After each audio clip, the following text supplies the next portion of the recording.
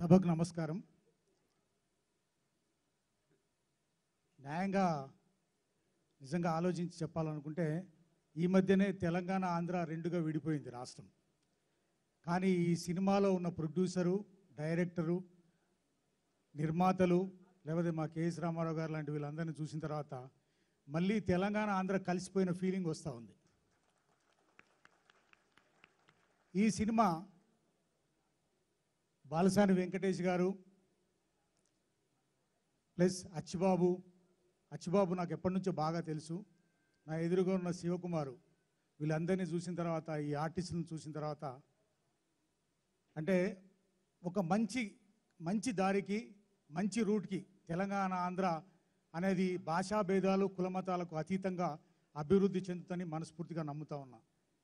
నమ్మి ఫీల్డ్కి డెఫినెట్గా అన్ని రకాలుగా కూడా ఈ గవర్నమెంట్ కూడా కోఆపరేషన్ చేస్తూ ఉంది. మా రామకృష్ణ గౌడ్ కూడా ఎదురుగానే ఉన్నాడు, కోఆపరేషన్ చేస్తూ ఉంది. ఈ ఫీల్డ్లో ఇట్లాగే కలకాలం అంటే ఇట్లాగే ముందుకు పోయి సక్సెస్ కావాలని చెప్పి మనస్ఫూర్తిగా కోరుతా ఉన్నా. రీసెంట్గా ఎందుకంటే టైం వచ్చింది కాబట్టి చెప్తున్నా, బాహుబలి రిలీజ్ కంటే ముందు థియేటర్ల పరిస్థితి చాలా దారుణంగా ఉండేది. బాహుబలి రిలీజ్ అయిన తర్వాత థియేటర్లన్నీ అద్భుతంగా ఉన్నాయి. నిజంగా కూడా అవి కూడా పచ్చగా ఉండాలి, పరిశ్రమగా కూడా పచ్చగా ఉండాలని చెప్పి మనస్ఫూర్తిగా కోరుకుంటూ, నెక్స్ట్ అచ్చిబాబు కానీ ప్లస్ డైరెక్టరు